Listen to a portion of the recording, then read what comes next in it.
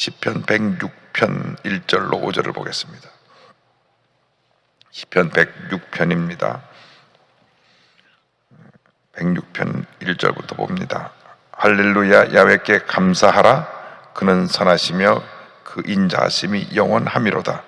누가 능히 야훼의 권능을 다 말하며 주께서 받으실 찬양을 다 선포하랴. 정의를 지키는 자들과 항상 공의를 행하는 자는 복이 있도다. 야훼여, 주의 백성에게 베푸시는 은혜로 나를 기억하시며 주의 구원으로 나를 돌보사 내가 주의 택하신 자가 형통함을 보고 주의 나라의 기쁨을 나누어 가지게 하사 주의 유산을 자랑하게 하소서. 아멘. 주님께 감사하라. 이 같은 제목으로 오늘 말씀 나눕니다. 우리 신앙인의 한평생 고백은 주님을 향한 절대 감사가 되어야 합니다. 감사가 우리의 운명을 바꿔놓습니다. 우리는 이 죄의 DNA를 갖고 태어났기 때문에 철저하게 부정적입니다. 평생 동안 싸워야 되는 것이 육에 속한 나 자신입니다. 로마서 7장에도 잘 알 수 있듯이 사도 바울이 그 문제를 로마서 7장 전체에서 깊이 다루고 있습니다. 오호라 나는 곤고한 사람이로다. 이 사망의 몸에서 누가 나를 건져내랴. 그런 탄식을 했던 것입니다. 그만큼 우리 인간의 죄성이 강합니다. 근데 하나님은 우리를 하나님의 형상대로 창조하셨고 우리 각자에게 귀한 사명을 맡기셨는데 그 사명을 감당하기 위해서는 이 죄성과 싸워 이겨야 되는 우리의 숙제가 있습니다. 어떻게 문제를 해결하느냐? 감사입니다. 절대 감사. 감사는 긍정적인 신앙의 고백입니다. 힘들어도 감사하고, 고통 중에도 감사하고, 절망 중에도 감사하고, 문제 가운데도 감사하고, 또 감사하고, 또 감사하고, 또 감사하고, 또 감사하고, 또 감사하면 그 감사가 나를 변화시키는 것입니다. 부정적인 내 삶이 긍정적으로 바뀌어지고 상처 입었던 내 영혼이 치료받게 되고 늘 내 문제에 갇혀서 앞을 바라보지도 못하는 내가 꿈과 힘을 갖고 미래를 바라볼 수 있게 되고 감사하면 내 자신이 완전히 바뀌어지고 하나님의 은혜가 임하게 되는 것입니다. 그래서 시편 150편 내 많은 내용 가운데 보면 고난 중에 하나님 베풀어지는 기도가 있고 동시에 주님을 향한 절대 감사가 있습니다. 절대 감사. 어저께 기독교 TV를 보니까 손양원 목사님의 다큐멘터리가 나오는데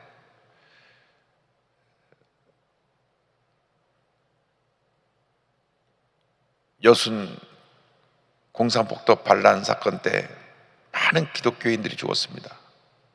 그때 손양원 목사님의 두 아들 동인, 동신이가 끌려가서 죽었습니다. 그들이 1차적인 학살 대상이 목사님, 크리스찬들이었습니다.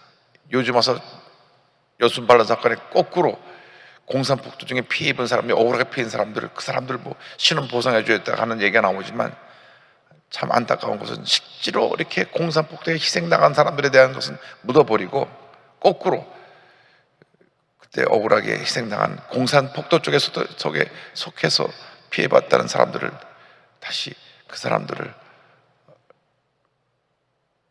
복구시켜 주겠다. 굉장히 역사가 참 아이러니한 것 같습니다. 자유대한민주주의 우리 국가에서 실제로 얼마나 공산주의가 우리나라에 큰 피해를 입히는가 이것을 또 우리가 이야기하고 또 얘기해도 부족함이 없는데 반대편 얘기를 하고 있으니까 참 여러 가지로 염려되는 바가 있습니다. 그런데 젊은 청년 크리스찬들 다 끌어다 죽였어요. 이유가 없습니다. 예수를 믿었다는 이유 하나로 죽였습니다. 공산주의가 제일 두려워하는 것이 기독교입니다. 왜냐하면 기독교는 죽음도 두려워하지 않고 죽음 이후에 부활의 그러한 신앙을 갖고 있기 때문에 공산주의가 결국은 기독교 앞에 무너질 수밖에 없습니다. 그래서 기독교를 다 잡아 죽이는 겁니다. 그런데 손양원 목사님이 그 딸 동희, 중학교 다니는 그 딸 동희에게 심부름을 시킵니다. 아마 아버님이 어디 예벨린도 알아서 가시던 것 같아요. 공산폭도들이 다 잡혀서 그때는 1심 재판으로 폭도들은 다 사형입니다. 사형.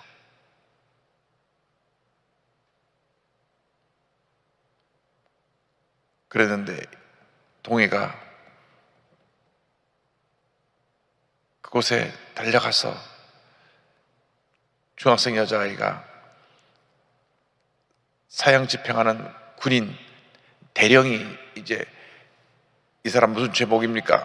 누굴 죽였습니다. 사형, 사형, 사형, 사형 이렇게 재판을 하는데 저희 아버님이 이 말씀 전해달랍니다. 우리 오빠 두 사람 죽인 그 사람을 때리지도 말고 무죄로 풀어주십시오. 아버님이 양자로 입양한다고 합니다. 그 순간 거기 모였던 모든 사람이 크게 충격을 받고 다 눈에서 눈물을 글썽거렸다. 거기에 공산폭도들도 잡혀와 있고 또 우리 대한민국 군인들, 경찰들이 와 있는데 이 어린 소녀가 우리 아빠가 우리 오빠 죽인 두 사람을 용서하고 양아들로 받아들인답니다. 그 사람 때리지도 말랍니다.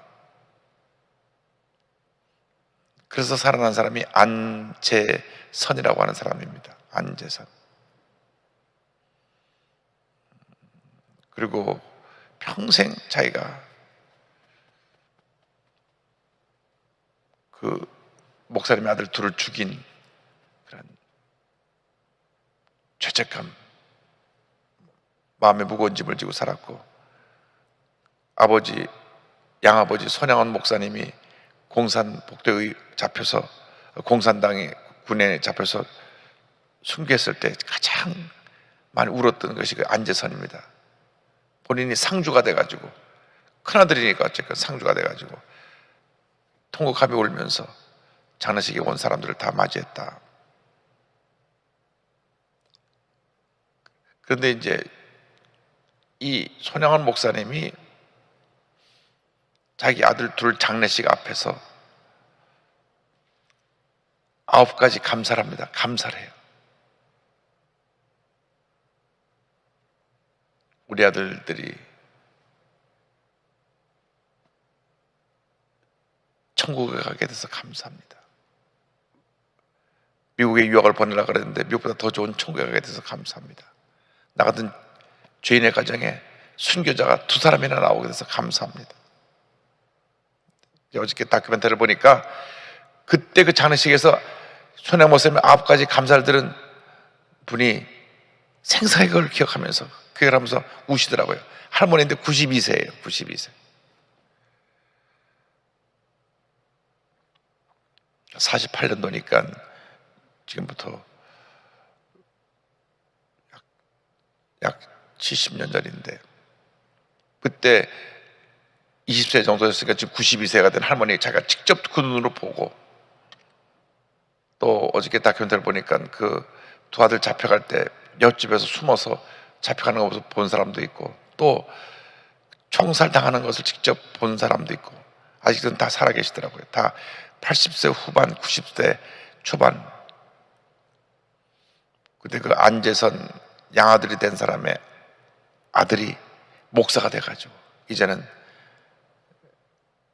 그때 그 일을 돌아보면서 정말 하나님의 사랑에 감사하고 손양원 목사님의 귀한을 이어나가기 위해서 손양원 목사님이 할아버지가 되죠. 자기 아버지가 양아들이니까. 그래서 그 감사가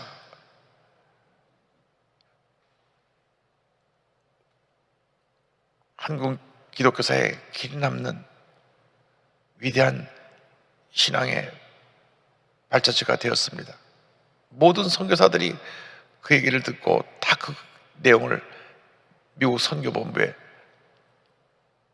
보고를 하고 큰 감동을 받고, 그가 있던 애양원, 특별히 그 한센병 환자들 돌보는 일을 선교사님들이 와서 하면서 그 기억들을 하고, 그래서 노스캐롤라이나에 우리 한국의 선교사님들 왔던 분들이 가서 사는 산골 마을이 있는데 거길 찾아갔더니 그 선교사님들이 딱 90세, 100세가 다 되는데 한국말들을 그렇게 잘하시고, 지금도 그 한국에서 선교사들 때를 기억하면서 그곳에서 외롭게 여생을 마치는 모습을 보았습니다. 감사는 예수 믿고 하나님 자녀가 된 우리들의 일생의 신앙의 고백이 되어야 합니다. 나 같은 죄인이 구원받아 하나님 자녀였으니 감사합니다. 오직 하나님만이 찬양과 감사를 받으시기에 합당하신 하나님. 1절에 그렇게 고백합니다. 할렐루야, 야훼께 감사하라. 그는 선하시며 그 인자하심이 영원하미로다. 선하신 그 인자하심이 영원하신 하나님. 시편 100편 5절에도 같은 말씀이 있습니다. 야훼는 선하시니 그 인자하심이 영원하고 그의 성실하심이 대대에 이르리로다. 선하심과 인자하심은 하나님과 인간의 관계에 있어서 하나님의 성품을 말합니다. 언제나 선하시고 인자하신 하나님. 우리를 대하실 때 변함없이 사랑의 모습으로 대하신 하나님. 그 사랑 속에 하나님의 공의가 담겨 있습니다. 둘째로 공의 하나님에 대해서 2절 3절을 말씀합니다. 누가 능히 하나님의 권능을 다 말하며 주께서 받으실 찬양을 다 선포하랴. 정의를 지키는 자들과 항상 공의를 행하는 자는 복이 있도다. 이 공의는 사랑의 한 부분인데 공평과 정의의 두 가지 모습을 갖고 있습니다. 공평과 정의. 공평은 뭐냐면 하나님 앞에서 모든 사람은 다 평등하다, 똑같다는 것입니다. 돈을 많이 가진 사람이든 못 가진 사람이든, 나이가 많은 사람이든 적은 사람이든, 몸이 건강한 사람이든 건강하지 않은 사람이든, 많이 배운 사람이든 배우지 못한 사람이든 하나님 앞에서는 다 똑같이 하나님이 존중하고 하나님 귀히 여기는 하나님의 복된 자녀라고 하는 것입니다. 예수님 십자가에서 달려 돌아가실 때 어느 특정인을 위해 죽으신 것이 아닙니다. 온 인류의 죄를 다 끌어안고 돌아가시기 때문에 예수님의 죽음은 온 인류를 향한 대속의 죽음이었고, 예수님의 죽음 앞에 차별이 없습니다. 지금 국회에서 이상한 법을 만들라고 뭐 차별금지법, 평등법, 이름은 그럴싸해요. 차별하지 말자, 다 평등하다. 원래 우리 차별하지 않습니다. 우리 기독교는 차별하지 않아요. 원래 기독교는 모든 사람이 다 평등하다고 주장합니다. 근데 왜 그런 법을 만드느냐? 동성애자들을 갖다가 어떻게 하든지 저들이 동성애를 합법화시켜서 보호하기 위해서, 동성애자들이 평등하게 여기지 못하고 있기 때문에 동성애자를 위한 평등법을 만들어야 된다. 동성애자들이 차별받고 있기 때문에 차별을 금지하는 법을 만들어야 된다. 그러니까 세상 사람들은 우리가 그걸 반대하니까 기독교인들 나쁘다. 왜 차별을 금지하는 것을 반대하느냐? 왜 평등하게 한다는데 반대하냐? 잘못 이해하고 있어요. 그게 아닙니다. 우리는 차별하지 않습니다. 우리는 하나님의 모든 사람의 평등함을 주장합니다. 성경의 가르침이 그렇습니다. 성경의 가르침이 절대 차별하지 않아요. 배운 사람이나 못 배운 사람이나 가진 사람이나 가지 못한 사람이나 건강한 사람이나 병든 사람이나 동성애자나 동성애자가 아닌 사람이나 우리 차별하지 않아요. 단 성경적으로 동성애는 창조의 원리와 어긋나고 기독교적인 가치관과 다른 것이기 때문에 동성애에 빠지지 않도록 그들을 다시 정상적인 삶으로 돌이켜 나오도록 하는 것이 우리들의 신앙적인 자세이지 그들에게 돌 던지지 않습니다. 차별하지 않습니다. 이 차별금지법이 왜 나왔느냐? 사실 미국에서 보수적인 주에서 동성애하는 사람들을, 저 사람들 정신적으로 문제가 있는 사람이다, 정신병원에 잡아놨어요. 정신병원에. 왜? 남자들끼리 부부라고 하면 사니까, 여자들끼리 부부라고 하면 사니까 도저히 미국의 기독교적인 가치관하고는 어긋나니까. 그래서 그 사람들을 정신병원에 잡아놓습니다. 그러니까 이 사람들이 왜 우리를 정신병원에 잡아놓느냐? 우리 차별당하고 있다. 재판을 열게 됩니다. 근데 미국의 재판이라는 게 참 묘해서 배심원 제도라는 제도를 도입해가지고 10명의 배심원들이 들어와서 이 사람이 죄가 있냐 없느냐를 다 들어본 다음에 전체 10명이 합의해가지고 결론을 줘서 재판장에게 주면 재판장이 웬만하면 그대로 다 판결 내립니다. 근데 재판할 때 배심원을 선정할 때 양쪽 변호인들이 자기들이 원하지 않는 사람을 빼게 돼 있어요. 그러니까 배심원들이 다 기독교인들이면 기독교에 대한 재판할 때는 그들을 다 빼고 일반 사람을 갖다 놓으니까 기독교적인 가치관을 가지고 그러한 판결을 내리기가 굉장히 어렵습니다. 그러니까 동성애자들이 재판을 걸어가지고 재판할 때 배심원 중에 크리스찬들은 다 빼고 믿지 않은 사람들을 세워놓고 나서 재판하니까 동성애자들이 재판에서 이긴 겁니다. 차별금지법에서 이기게 된 거예요. 우리나라는 동성애 한다고 감옥에 병신병원에 잡아놓지 않고 동성애 한다고 돌 던지지 않습니다. 근데 그런 미국에서의 그런 예가 있어서 미국에서 이제 동성애가 합법적으로 통과되고 말았어요. 동성애자들을 핍박할 수 없게 됐습니다. 동성애가 나쁘다고도 말을 못하게 됐습니다. 동성애자들이 결혼하는데 웨딩 그 케이크 주문했는데 우린 독실한 크리스찬이 돼서 우리 빵집에서는 동성애자들을 위한 케이크를 만들 수 없습니다. 그랬더니 그 동성애자들이 이 동네에서 오랫동안 잘 알고 있던 가까운 사람이었는데도 그 동성애 때문에 뜻이 맞지 않으니까 고소를 해갖고 몇십만 불 벌금 때리게 해서 그 가게 문 닫게 하고. 그 누가 차별당하는 겁니까? 동성애자가 차별당하는 게 아니라 거꾸로 그 빵을 안 판 사람이 고소를 당해가지고 그런 큰 피해를 보고 빵집이 망하게 되고. 근데 우리 기독교의 가르침은 공평과 정의입니다. 공평. 모든 사람이 평등. 정의는 뭐냐? 죄에 대해서는 하나님의 심판이 있다고 하는 것입니다. 회개한 죄는 용서하지만 죄는 하나님 미워하시고 심판하십니다. 그래서 하나님은 전전능하신 하나님이시지만 인자하신 하나님이시고 동시에 인자와 공의 하나님이시다. 시편 15편 1절로 3절입니다. 야훼여 주의 장막에 머무를 자 누구 오며 주의 성전에 사는 자 누구 오니까? 정직하게 행하며 공의를 실천하며 그의 마음에 진실을 말하며 그의 혀로 남을 허물하지 아니하고 그의 이웃에게 악을 행하지 아니하며 그의 이웃을 비방하지 아니하며. 이 보세요.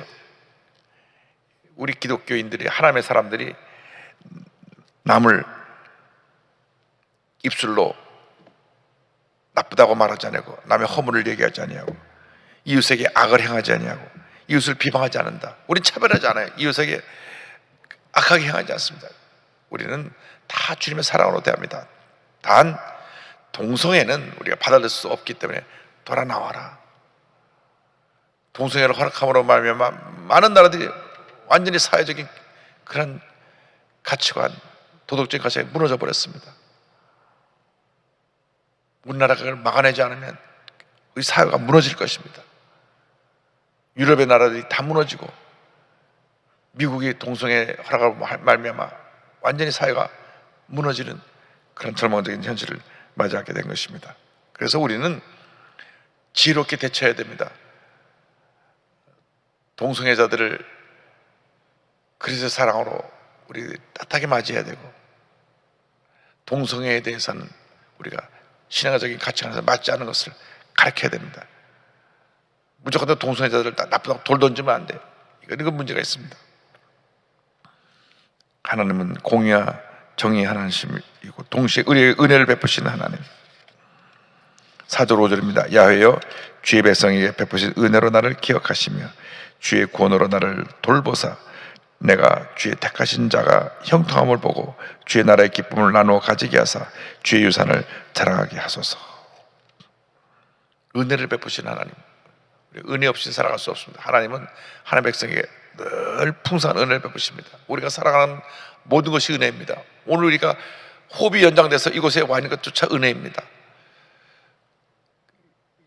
유태인들, 경건한 유태인들의 잠자리 기도가 나의 영혼을 하나님께 부탁합니다. 그게 잠자리 기도입니다. 잠잘 때 혹시 내가 숨을 거둬도 내가 죽기 전에 마지막 기도를 못하고 죽을 수 있기 때문에 잠들기 전에 내 영혼을 아버지 손에 하나님께 부탁합니다 하고 잠이 듭니다. 아침에 깨어나면 내 호흡을 연장시켜 준 것에 감사하는 것입니다. 예수님이 십자가에서 내 영혼 아버지 손에 부탁합니다 한 그 기도도 모든 이스라엘 백성들의 잠이 들기 전에 드린 기도였습니다. 예수님도 죽음이 잠시 잠을 주무시는 것 같은 것이 3일 만에 부활하셨으니까, 또 성경에 죽는 것을 다 잔다고 표현했습니다. 그래서 우리가 오늘 아침에 이른 새벽에 나와 새벽 기도를 드릴 수 있는 것 은혜입니다. 은혜. 우리 은혜가 없어 어떻게 살아갑니까? 둘째로 은혜를 주실 뿐 아니라 형통의 복을 주신다. 주님이 주의 택하신 자가 형통함을 보고 이렇게 오늘 성경 말씀했는데, 택하신 자에게 형통함을 주시는 이유는 하나님의 백성이 이 땅에 사는 동안 하나님의 영광을 나타내고 하나님의 기회 쓰임 밖에서 형통의 복을 주시는 것입니다. 조영기 목사님께서 삼박자 구원을 얘기해서 한국사회 60년대 70년대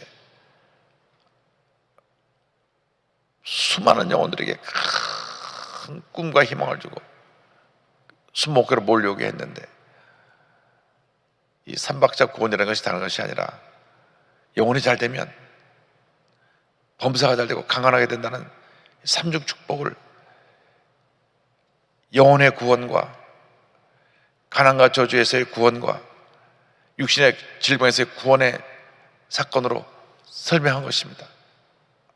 그랬더니 그걸 가지고 구원이 무슨 삼박자가 있느냐 뭐가 있냐 그렇게 많은 비판을 했는데, 비판한 이유는 딴 것이 아닙니다. 너무나 순목교로 사람들이 몰려가니까 순목교에 가지 말라고, 거기 가면 이상한 말씀 전한다고, 이상한 교리 전한다고, 2단이나 3단 하면서 막은 것인데, 이 삼박자 구원은 예수님의 십자가에서 이루신 그 일을 조 목사님께서 영혼의 구원과 가난과 저주에서 구원과 질병에서 구원의 사건으로 설명한 것입니다. 실제로 성경을 보면 병든 사람이 고침받았을 때 내가 구원받았다고 하는 표현을 많이 썼습니다. 성경에 구원이라는 사건을 꼭 영혼이 예수 믿고 구원받은 그 구원뿐 아니라 질병에서 놓여남도 구원받았다 그러고, 포로에서 잡혀놨다 놓여놔도 구원받았다 그러고, 가난과 저주에서 해방했다도 구원받았다는 표현을 썼습니다. 성경의 구원은 굉장히 넓은 의미로 쓰여집니다. 또 이 구원이라는 것이 예수 믿고 구원받은 것과 예수 믿고 나서 하나라 갈 때까지 이 땅에서 거룩해지는 성화의 구원의 단계가 있고, 마지막 구원의 완성은 우리가 장차 주님 앞에 설 때 예수님처럼 변화되는 영화로운 모습, 변화되는 구원의 완성의 구원의 모습이 있습니다. 그러니까 구원이라는 것을 너무나 딱 예수 믿고 구원받는다 요 하나에 집중하면 우리가 너무나 구원의 의미를 제한시키는 것입니다. 그래서 신학적으로 볼 때 중생, 성화, 영화 이 3단계 모든 구원이 완성되어가는 전인적인 구원의 모습이 있고, 또 이 구원의 역사 가운데 말씀드린 대로 영혼의 구원, 그 다음에 환경의 저주에서의 구원, 육신의 질병에서의 구원, 이 구원이 구원 속에 다 포함되는 것입니다. 그래서 삼박자 구원이라는 표현을 썼는데, 종신대 학장을 지낸 정성구 박사님이 이제야 삼박자 구원에 대해서 다시 한번 우리가 허심탄회하게 신학적으로 심각하게 한번 우리가 연구하고 토론할 때가 됐다, 목사님 남기신 귀한 업적을 기억하면서 한번 우리가 삼박자권을 다시 한번 신학적으로 좀 잘 연구하자 하는 글을 남기기도 하셨습니다. 중요한 것은 주님의 뜻입니다. 우리가 주님 안에서 잘 되는 것입니다. 어떤 부모가 자녀가 잘 되는 것을 원하지 않겠습니까? 정신이 제대로 된 부모라면 절대로 자녀가 잘 되기 위해서 늘 기도하는 것입니다. 자녀가 잘 되어야 됩니다. 자녀가 망하라고 기도하는 사람, 기도하는 분 한 사람도 없을 것입니다. 하나님이 우리에게 주신 마음입니다. 그래서 하나님은 우리의 부모가 돼서 우리 하나님의 자녀가 됐기 때문에, 예수님의 피값으로 우리를 사셨기 때문에 우리가 잘 되기를 원하고 계신 것입니다. 형통하기를 원하고 계신 것입니다. 영혼이 잘 되고 범사가 잘 되고 강건하게 되는 것이 하나님의 뜻입니다. 이것에 대해서 자꾸 잘 되어야 되는 것이 왜 기복신앙에 기초된 것이냐 뭐냐 이런 거 토를 달면 안 됩니다. 성경의 가르침이 저희로 형통하게 하소서, 형통하게 하소서. 성경 접도까지 우리로 잘 되려고 한 것이 망하라고 한 적이 하나도 없습니다. 오늘 주님 안에서 다 형통의 복을 받으시길 바랍니다. 여러분이 받은 형통의 복이 여러분 자손, 자자, 손손 만대 이르게 되길 바랍니다. 여러분의 자녀들이 다 형통하게 되기를 바랍니다. 자녀를 위한 모든 기도가 다 100% 응답되기를 주님으로 축원합니다. 기도하겠습니다. 사랑과 은혜와 자비가 원하시는 하나님 아버지, 이 아침에 우리에게 형통의 복을 주신 것을 감사합니다. 첫째도 감사해요, 둘째도 감사해요, 마지막도 감사합니다. 일생 다가도록 감사하며 승리의 삶을 살아가는 저희 모두가 되게 하여 주시옵소서. 저들의 기도의 제목을 응답하여 주시고, 몸이 아픈 주님의 백성들이 있으면 이 시간 주님의 안수하여서 치료하여 주시고, 생활적으로 어려운 분이 있으면 생활의 어려움에서 구원하여 주셔서 형통의 복을 주시고, 자녀를 위한 기도가 있으면 그 자녀가 다 기도 응답되게 하시고, 좋은 일이 차고 넘쳐나게 하여 주옵소서. 오늘도 주 앞에 나올 때 예물드린 손길들마다 기억하여 주시고, 그 손길이 복되게 하시고, 일생 동안 부족함이 없게 하시고, 저들의 주님을 향한 간절한 기도가 다 응답되게 하여 주옵소서. 감사하고 예수님의 이름으로 기도드립니다. 아멘. 지금은 우리 구주주 예수 그리스도의 무한하신 은혜와 하나님 아버지의 큰 넓으신 사랑과 성령의 감동감화 인도교통 충만하게 하시니, 주님 안에서 넘치는 감사로 형통의 복을 누리며 살아가는 주님의 귀한 백성들 위해 지금도 영원토록 함께 있을지어다. 아멘.